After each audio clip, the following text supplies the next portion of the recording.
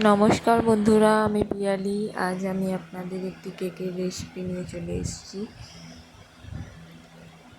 বন্ধুরা, গরমকালে এই রেসিপিটা আপনারা একবার বানিয়ে দেখতে পারেন। পাকা আমের এই রেসিপিটা খেতে এত দুর্দান্ত হয়।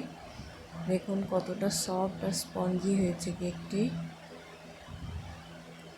এখানে আমি কেক বানানোর জন্য প্রথমে পাকা আম কেটে নিচ্ছি। স্লাইস করে এইভাবে কেটে নিতে হবে। আর দিয়ে দিচ্ছি চিনি। এটাকে আমি একটা হ্যান্ড মিক্সের সাহায্যে ভালোভাবে পেস্ট করে নেব। আপনারা চাইলে মিক্সিতে করতে পারেন, তাতে আরও তাড়াতাড়ি হবে কাজটা। দেখুন আমটা কিন্তু ভালোভাবে গলে গেছে। এবার আমি একটা পাত্রে নিয়ে নিচ্ছি চিনি আর দিয়ে দিচ্ছি 4 টেবিল চামচ তেল। এখানে আমি সাদা তেল ব্যবহার করেছি। এবার এই চিনি আর তেলটাকে আগে আমি ভালোভাবে গুলিয়ে নেব। তারপরে এখানে আমি দিয়ে দিচ্ছি একটি ডিম।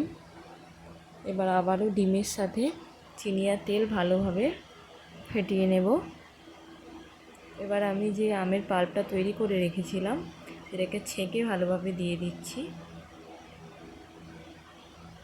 এই যে আবারও আমি ভালোভাবে ফাটিয়ে নিচ্ছি চিনি গুলা অবধি। আপনারা এইভাবে বাড়িতে একবার বানিয়ে দেখতে পারেন, খুব দুর্দান্ত হয় খেতে। খুবই কম উপকরণে কিন্তু এটি তৈরি হয়ে যায়। আর এতে আমি দিয়ে দিচ্ছি 4 টেবিল চামচ ময়দা আর 1 চামচ বেকিং পাউডার আর একটু দিয়ে দিলাম ভ্যানিলা এসেন্স। এবার এগুলোকে আমি খুব ভালোভাবে ফেটিয়ে নেব।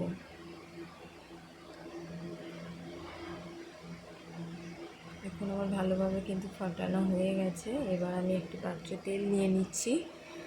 তেলটিকে চারিদিকে ভালোভাবে মাখিয়ে দিচ্ছি যাতে না কেকটি ধরে যায়। এবার দিয়ে দেব ময়দা। ময়দাটাও তেল যেহেতু লেগে আছে তেলেতে ভালোভাবে ডাস্ট করে নেব।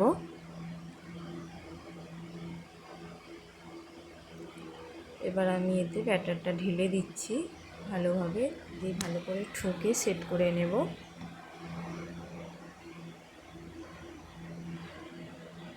আমি এখানে হাঁড়িতে কুক করব কেকটি। এভাবে হাঁড়িতে বালি নিয়ে তার উপরে একটি বাটি বসিয়ে গরম করে নিয়েছিলাম 15 মিনিট। তারপর চাপা দিয়ে হতে দিয়েছিলাম আধ ঘন্টা। দেখুন কেকটি কিন্তু আমার একদম পুরোপুরি রেডি হয়ে গেছে। এবার আমি কেকটিকে ডিমোল্ড করে নেব। এই যে দেখুন, আপনারা দেখেই বুঝতে পারছেন কতটা সফট হয়েছে, কতটা স্পঞ্জি হয়েছে। দেখুন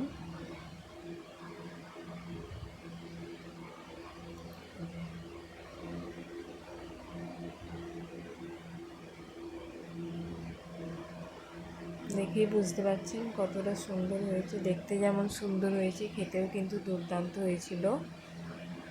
আপনারা একবার বাড়িতে ট্রাই করতে পারেন। ধন্যবাদ বন্ধুরা ভিডিওটি পুরো দেখার জন্য। আর এইরকম যদি আরও ভিডিও আপনারা পেতে চান তাহলে আমার চ্যানেলটিকে সাবস্ক্রাইব করে আমার পাশে থাকবেন। ধন্যবাদ।